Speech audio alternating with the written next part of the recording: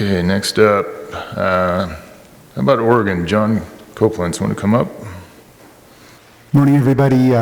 What we're going to do for Oregon is split our presentation up. We're going to do two state presentations. I'll give mine now, and then Tim Ernest will give his later on during the sessions. So what I did last night was I revamped my presentation, and I'm basically giving you a presentation that we developed for our maintenance folks at the crew level, the crew level managers. We have a lot of new people that they're learning their job from the previous person that was in the role or their peers, and we thought we'd like to talk a little bit about just some pavement concepts for them. I'm going to share that presentation with you, and I'm going off script a little bit. We'll talk about success stories a little later with Tim's presentation. So I got three topics mainly. The first one is the Pavement 101 thing. A lot of you in the room probably already know this stuff, but I thought it was worthwhile to put this out there just to kind of re-educate or re-establish your thoughts on this. But the basic idea with pavement is this has been around for over a century. We got to get ourselves out of the mud, and literally that picture is what Oregon looked like. A lot of Oregon is wet, and that's what roads look like in the wet time of the season of Oregon. So getting out of the mud was actually the slogan that Oregon DOT had back in the day, and I think we established, if I remember right, it was 1913 that Oregon established our highway department, so over 100 years ago. The main purpose of pavement, of course, is to spread that load, bridge over those soft soils, soft subgrades, and keep that subgrade dry. If you can do that, you can support all kinds of loads. Maintaining pavements is just really critical. The picture on the left just shows what happens if you don't maintain your roof and your roof structure. The picture on the right is what happens if you don't change your oil. I think definitely the picture on the right I grabbed off the internet. It was about 40,000 miles, and is all that is, but that's the original oil that came from the factory, and it's sledged up the inside, and I think, oh my God, how could people do that? But they do. It's really important to maintain your pavements because it's the same deal. If you don't maintain them, you end up with bigger problems later.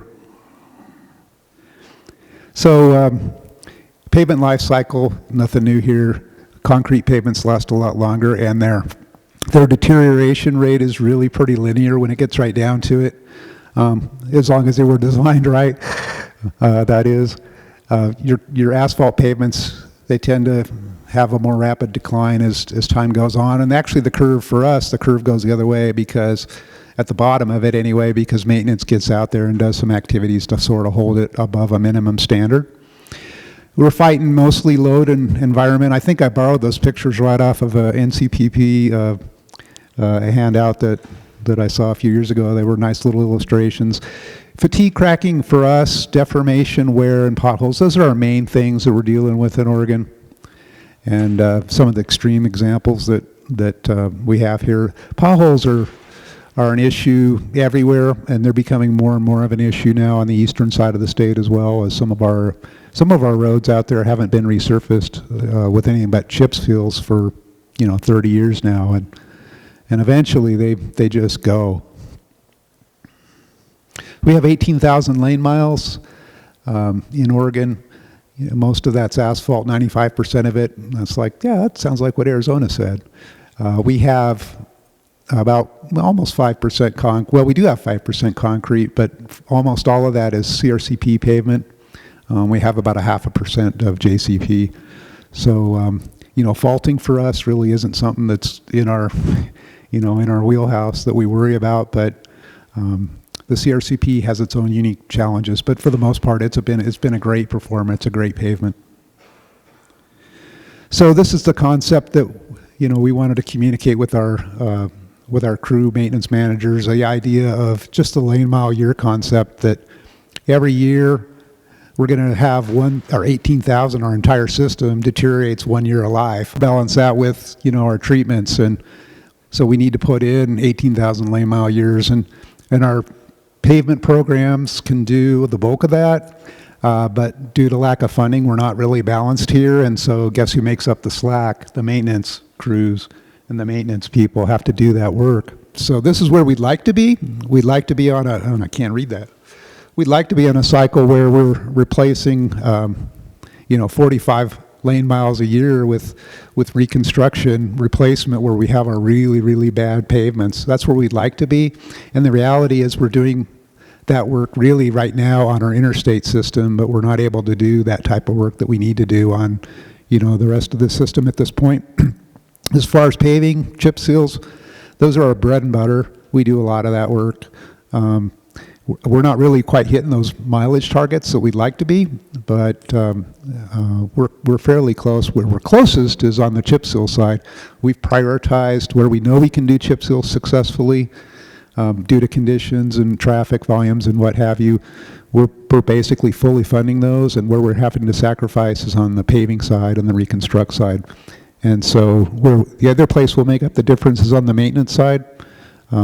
Doing more patching, more crack sealing type work to hold those pavements over. So treatment priorities, when it comes down to how we're funding our system, we're funding our trying to fund our crack seals and chip seals first. Make sure we're taking care of those pavements that are in that category before we drop down. Then we're doing the grind inlays where we can, the thick overlays where we can, and finally the rebuilds. And in terms of dollars, I've seen all kinds of stuff out there on the internet, but the dollars I've got here are pretty real for us, or they were real before inflation hit us last year. They're about a year old. The life extensions that we're getting are what I have here, and so if you just do the math, you can figure out the dollar order of magnitude, and our chip seals. If you base it at a chip seal, for every buck we spend on chip seal, we would have to spend $3 on grind inlay, or $6 on the thick overlays, or even 15 on the rebuild. So the pavement preservation stuff is really cost effective. Our objective is this story we always say: right place, right treatment, right time. Stretch that dollar. So our pavement programs, I'll talk about those now. Interstate. The interstate is our most important system in Oregon. Basically, it's Interstate 5, which runs north-south, and Interstate 84, which runs east-west all the way out to the Idaho border. We have a little piece that heads up to Washington out near Hermiston, Pendleton. But it's carrying so much traffic. This picture here just shows, and this is, it's a work zone, but it doesn't matter. That's I-5, and that's how many trucks are on it every day, every hour of every day. And if you go out on I-5 and you work on it, or you look at, you need to look at something, it's just truck after truck after truck after truck, and it doesn't matter what time of day it is, they're always there. So that's the system to us. It's, we have to maintain it. And by mileage, 18%, but by dollars, we're spending almost half our pavement money on it, and we have to. Our performance standard is no more than 5% poor. That's the federal standard, and honestly, we're beating that by a bit right now. And I do, as long as I'm working, we're going to beat that well in front of that. Here's the thing, when you calculate the easels, I don't know if you know what easels are, but equivalent single axle loads is what easel stands for, and it's basically for every truck that goes over a road, if you normalize it so that it's a standard axle weight of 18,000 pounds, single axle, that's what an easel is. And so it's a way to just relate heavy trucks and light trucks together to the damage that they do. Our interstates see more axle loads in 1 year than most roads see in 20. There's very few roads that even come close to, and their 20-year traffic volumes, their 20-year easels, to what our interstates see in just 1 year. So the interstate's the proving ground of all things pavement in our state. We do have a little money set aside on the interstate to do, it sounds a little bit like what Arizona's doing with that light rehab, if you will, or kind of that heavy preservation, what have you. This is kind of more spot repair type stuff, but it's something that's beyond just filling potholes. We'll do some, single lane grind inlays on it.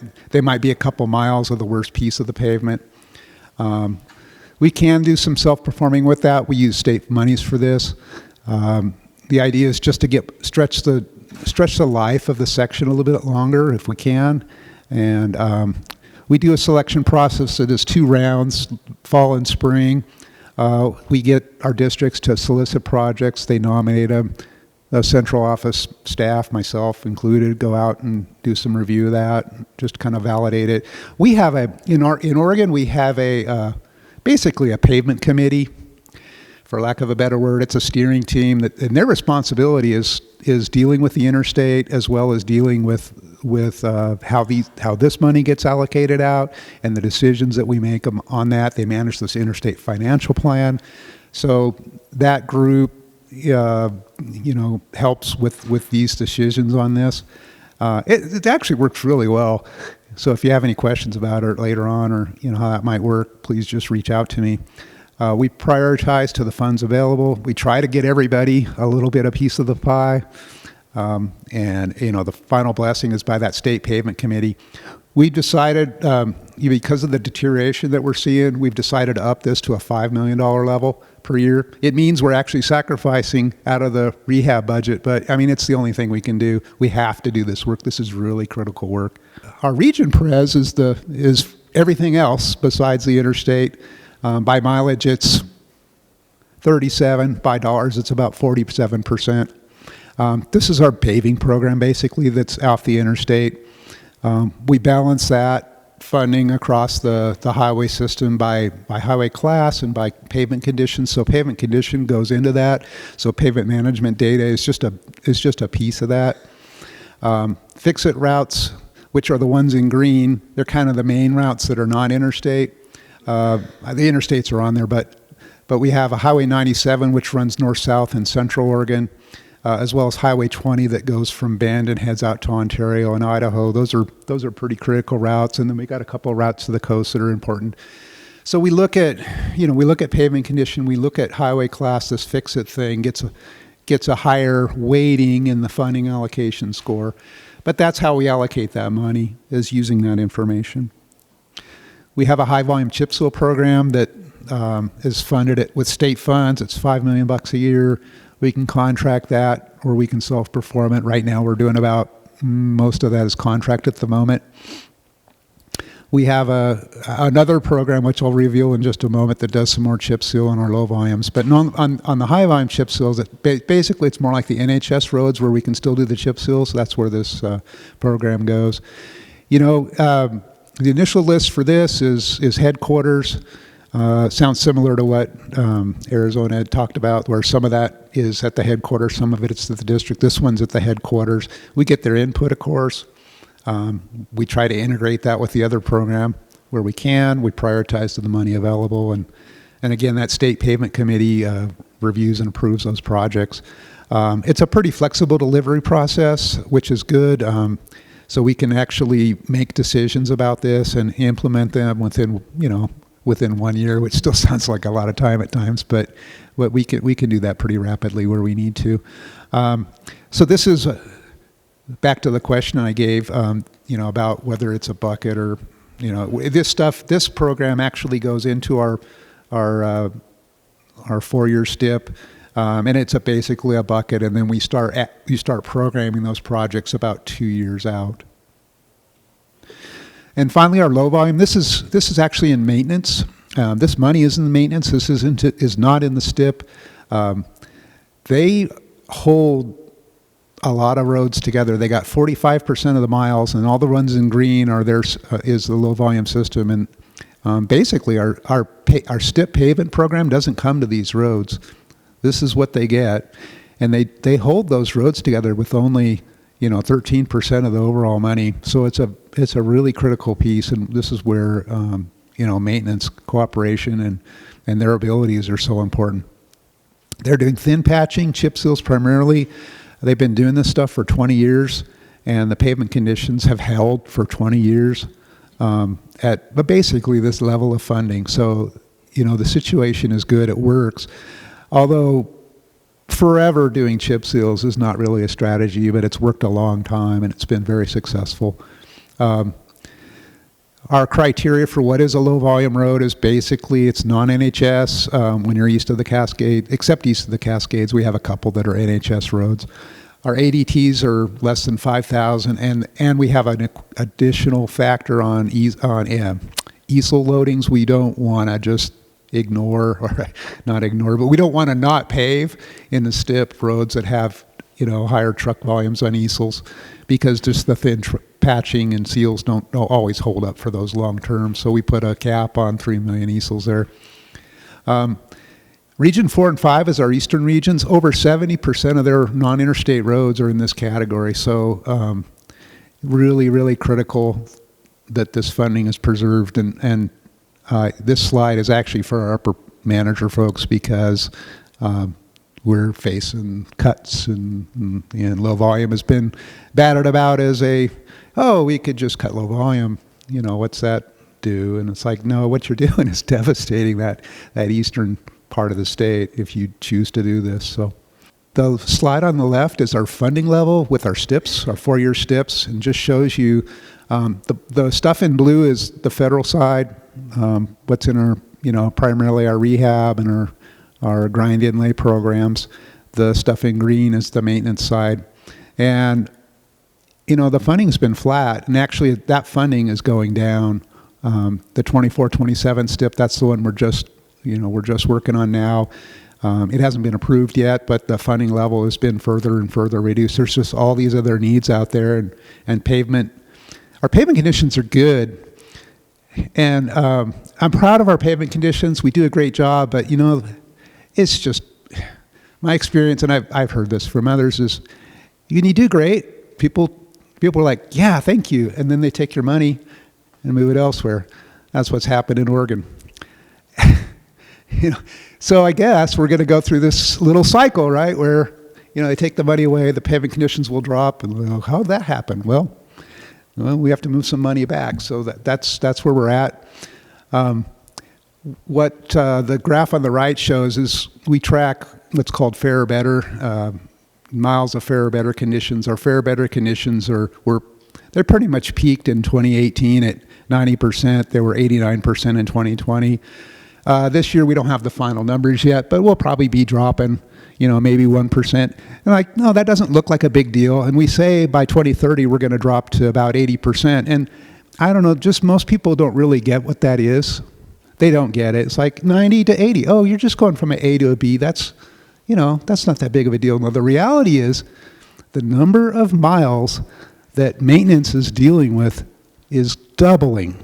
And that's what the red bars are showing, is that's how many lane miles are in that poor condition, and they're doubling. And I'm banging the drum as loud as I can, because they're talking about cutting positions, cutting maintenance funding, cutting pavement funding, and I'm like, yeah, you're going to get away with this for 2 years, and then you're not going to do, you guys can't do this. And people are listening, but I just have to keep banging that drum, because I don't think people really understand the reality or the concept of what happens when you drop from a 90% to an 80%. So communicate in terms of poor when you're faced with those situations, and talk about, hey, poor is doubling. So good practices. I really didn't want to preach to maintenance folks that work on the roads every day. That's their work, and I'm not an expert in working on roads, but I did want to point out a few things. So I've got some things in here. Crack seals, we're depending more and more on crack seals every day. We seal up to about an inch. We're starting to use mastics, and we're really happy with them from the 1 to 6 inch range. I gave a couple of references for them. If they're completely new and need some more information, that roadresource.org is actually a pretty good place to point them to, so I've done that. And the best practices stuff that on the Gransburg has done. That's our good practice in the upper right. That's where we'd like to be, those types of roads.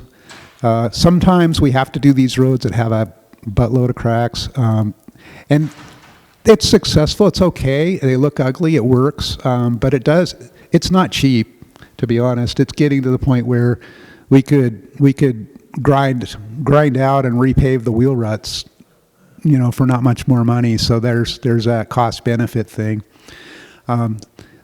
To alligator, yeah, when you're alligator, you got to do some other type of thing. You want to avoid overfilling because you got issues with skid resistance and motorcycles and things like that. And what's funny is I took this picture with we have a CRCP pavement in near Pendleton, and that district office really didn't understand that concrete pavements are supposed to crack like that, and that's normal for them. They looked like that probably about a month after they were built, but they were out there sealing those cracks, and I'm like, yeah, I applaud you, but no, you don't have to do that.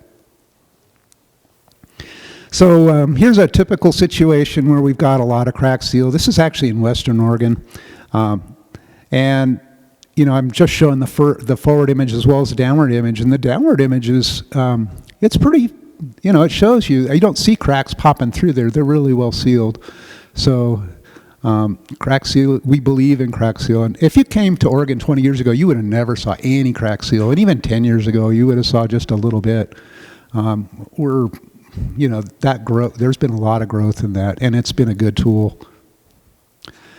Mastics, our district, our eastern districts are the experts. They're really happy with the stuff. They've bought the equipment now. They can put it on themselves.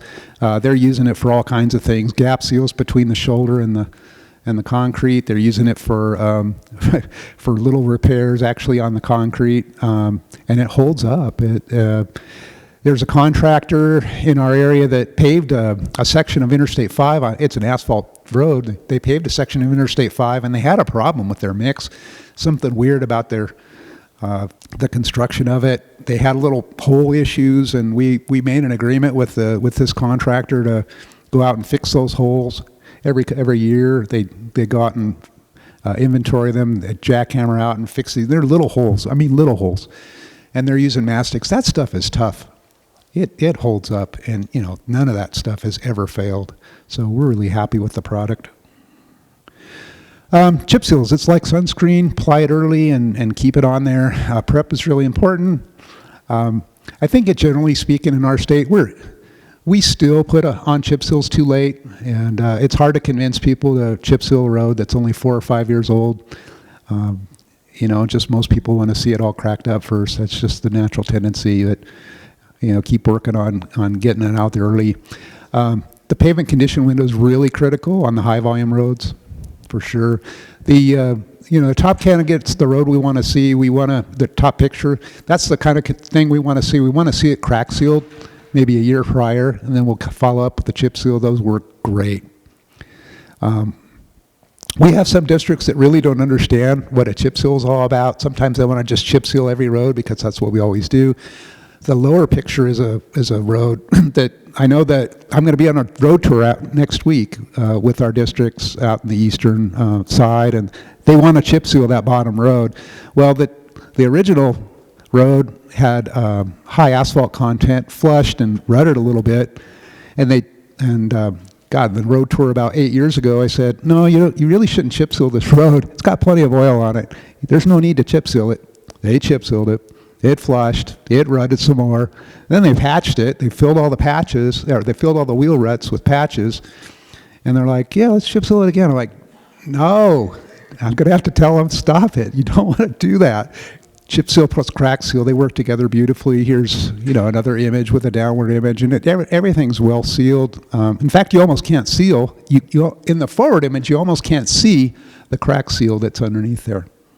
Here's one that I just wanted to show. This is a district. I need to work on this district. They did a chip seal out here. This is by Lakeview, Oregon. It's a brand new chip seal that hasn't even fully been swept, and they didn't do the prep. I told them they should do the prep. They should do the crack sealing, and you can see. I don't know if you can see that in the image on the right. You can see the crack. I mean, it's just plain as day. There it is. So that crack is not sealed. So to make it effective, they have to come in there and crack seal after the chip seal. And it could be effective, but aesthetically, it's way better, in my opinion, to do it first. So patching, things to think about for them, they need to integrate their patching strategy with their overall STIP, and that's that communication piece between headquarters and the maintenance folks. I have seen several times our we have a project in the STIP. It's scheduled for construction in 2 years, and it's like, okay, everything's good. And then that summer, maintenance goes out and throws these humongous patches on them, and I'm like, how did they not get that memo? So that's really important to make sure that that communication happens. We have had some success though, where they've actually talked to us and we've talked to them, and they want to do something because they're like, we got to do something. So they'll let a machine paving type contract, and we actually will integrate that into the pavement design. If it was going to be a mill and fill plus an overlay, that machine contract then becomes the mill and fill, and that gets factored into the pavement design. We're telling them to use finer mix when less than an inch deep, of course. Not everybody really understands the importance of that concept. The picture on the left, sometimes, they're out there with the tools they got, and this particular case is, again, by Lakeview. Going to bother those guys a little bit, but, to get hot mix, you got to drive it out 100 miles from, the nearest plant, and sometimes it gets cold, and so, I'm not sure the patch is actually any better than the failure that was underneath it. And then we're doing a lot of wheel rut patches, and that's all good, but when the studs wear through those, will we be able to do the same thing? Probably not. We're going to have to do something more extensive. I just wanted to point out to them that sometimes coring is an important tool, especially if they're going to do inlay patches. It's important to understand that whether there's a layer underneath there that's going to be an issue for them. And then finally, just was trying to pass on that moisture in the pavement can cause you all sorts of issues. When you see these kind of warning signs like the one on the left and the bottom left, the bottom left is actually a chip seal road over an open grade, which is a no-no, but this is in a dry climate. But it holds too much moisture and we're getting away with it, but eventually it's going to catastrophically fail. We know that. The middle picture, that little one in the top, that's some rutting that happened where we chip sealed a road. It was a good candidate for a chip seal, honestly, but was just at that right level of air voids and environment that we got moisture in, and it started to rut and shove up. The interstate is unforgiving when there's moisture in the road. That section up on the upper right where the red pickup is, opposite to that, we've got, it's a pretty dry area, but it gets enough moisture, and that moisture is actually leaking down through the pavement that's between the inside shoulders. We didn't repave the inside shoulder when we did our last job, and it's a little open, and water's getting in there and then working its way down and then on the bottom of every super elevation, there's this, well, not everyone, but where all these failures were occurring, it's at the bottom of a super. So that moisture is just working its way down there. And then finally, this lower right picture, this is a road that we had paved, and about 4 years later, we'd only done 2 inches. Well, guess what? We had issues with stripping down that were deeper, and we didn't get that. We didn't recognize that, and thank goodness we actually did a spot repair on this area, and it's held. But this is an area a project that we're watching very closely. That's it. I'd like to thank you for your attention. Hopefully I didn't take too much time. And if there's questions. Yes, you were showing several pavements with some pretty severe distress cracks in it. You did this crack filling. Any thoughts on doing some type of like cold in place recycling in lieu of a chip seal and a crack? It has been a long time since we've done a lot of cold in place recycle. We have done some. The last one we did was about 5 years ago, and before that we did one about 8 years ago. What we learned, and Gary could probably tell you all about this too, Gary Hicks, back in Oregon in the day, even before I was there, they did a lot of cold in place recycle, and it worked fairly well. But the main issue we had was we didn't always put a good wearing course on it. Sometimes we just left it without anything on it. A lot of times we just chip sealed it. We got a couple years out of it, and then maybe by the 3rd year we were running into problems with moisture intrusion and things. So kind of went away from that. We went back to it and with a couple of cases where it made sense to do it, and we put a 2-inch hot mix on top of that. And it's working all right. And I'm saying all right because what I have noticed, I'm not sure it's the fault of the recycle, but those roads are about 8 to 10 years old, and we're getting a lot of environmental cracking and some alligatoring. And I wasn't expecting to see that with the traffic volumes that we have. And I'm thinking, well, you know, it might be from a life cycle cost, it might be okay, but it isn't equivalent to what I was expecting for if we had done a 2-inch mill fill and then a 2-inch hot mix over that. I'm pretty sure we would have got better life out of it. So that being said, cold recycling would work best for us on the eastern side of the state, and that's where we're looking at it the most. I don't think the western side is conducive to cold in place recycling. You know, we just get too much moisture, and with the trucks that we get, they just pound the crap out of that kind of a road. Well, thank you. Do you have any cold in place recycling projects that may be coming up within the next year, 2 years? No, not that I'm aware of. Yeah, I was just wondering on your chip seals on your high volume, just wondering if you had any issues with those chip seals on your high volume roads coming off or anything like that. Do you have any issues with that? No. Generally speaking, most of our chip seals are successful. You know, nobody can do 100% success rate on chip seals, but we've had pretty good success when we try to control what projects we do. We have, I think I mentioned to you, I talked to you last night, we had done a chip seal on a section of I-84 about 10 years ago as a stopgap thing, and it worked fine and didn't really give us any problems. But that's the extent of our level of risk, I think. We have chip sealed on 97 south of, well, you probably don't know where Lapine or Chamult is, but about halfway between Bend and Klamath Falls and south, the traffic volumes allowed us to do some chip sealing. This was, 8 to 10 years ago, and that worked pretty well. The traffic volumes on those roads now are such that I don't think we're gonna attempt them again. That it isn't just the volumes; it's the speed at which everybody goes. That road it's got wide shoulders, it's straight. There isn't a lot of trees making it look like it's. So people are driving it at 80. Even the trucks are driving it at 80. It'd be suicidal to try to do a chip seal project there, I think. So we're going to back away from that type of road. But we're doing Highway 730, and next year we're going to do 199. And those roads probably don't mean anything to you, but they're about 5,000 or more traffic volume. And generally speaking, we don't have a real issue. We're starting to utilize the 3P type oils. The ones that are a little faster set so that we can put it down, cures out quickly, sweep it, and open it.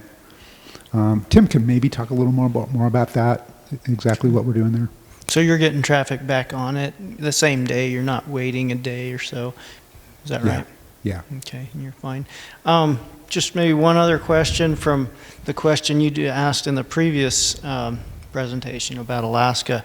You'd said that for your, you'd done a thin lift HMA, I think, with a spray paver, and you said you wouldn't maybe do that again. I don't know if you can answer that. Why would you not use a spray paver? Did that not turn out well for you? The main reason it didn't work out well for us was nobody in Oregon had a spray paver. Okay. And so the folks that came up to do that work, they literally had to go get a spray paver, bring it up from California. The crew that did that work wasn't like Familiar. the A-team. They were, they knew how to pave a road a lot better than I could do, but they weren't the A-team. And it worked fine, but honestly, the issue was that we see is now, we've got a few potholes that actually developed right away. I mean, it was only 5/8 deep in spots. I'm not against the spray paver. It's because nobody has them, and it's hard to get them, and that's but the spray paper actually worked really fantastic. Okay. That stuff is stuck. Great. Yeah. Good to know. Thank you. Well, you didn't talk about this very much, but in southern New Mexico, where I work, we do a lot of 3-inch mill and fills, and we have trouble with reflective cracking. And if we could solve that, it would save us a lot of money. Have you tried anything, a SAMI or a paving fabric or anything like that to mitigate reflective cracking? It's been pretty rare. And honestly, it's something our designers sit in the office, 2 doors down from me. It's something we probably should be discussing some more, because it is something that we're starting to see as more reflective cracking. Something that's unique with Oregon is a lot of our roads, particularly on our western side, 20 years ago, we were doing a lot of OGFC, and kind of to the point where it was like you never saw anything that wasn't OGFC. And the issues then weren't cracking. The issue was raveling and potholes. And so we've kind of been in this program of, all right, let's not do that again, and grind those off and replace them. And now, we got a whole new set of problems. The OGFC they were good, but they had different issues, but they hid cracks really well. Now, suddenly we got roads that, oh my gosh, it's cracked all the heck. And I think you're right. We have done some SAMIs back probably when I started my career at Oregon, so it wasn't my responsibility. And I think it was successful from what I can tell where we did it. I mean, I'm looking at the cracking today, and it was over JCP in one direction of Highway 99, not the other. And not too bad. So Yeah, we did one SAMI, but it's only a year old, so we don't know how it's going to work yet. Are you guys doing any, it's all conventional chip seals. You doing any rubber chip seals? Had been started? Are you doing anything at all? we did a rubber 3 years ago. 3 years ago. You remember? Yeah. We did. Actually, one of the pictures I showed, the one that showed the rubber or the crack seal and the chip seal together, working together. That was our rubber job. We picked a road that was really block cracked, and it's tremendous. I think that's going to look the same when I retire. That was a terrific treatment. Biggest problem for us was, we picked a project. The best project we picked was on the opposite end of the state from where the bidder that normally does that work was from. So we paid the premium for it, and that, unfortunately, because we paid a premium for it, it kind of made a lot of people go, "Oh, why do we do that?" But I think it's going to prove itself. It's going to perform fantastic. All right, thanks, John. The preceding was produced by the National Center for Pavement Preservation. More information can be found on the web at pavementpreservation.org. Additional support provided by Michigan State University.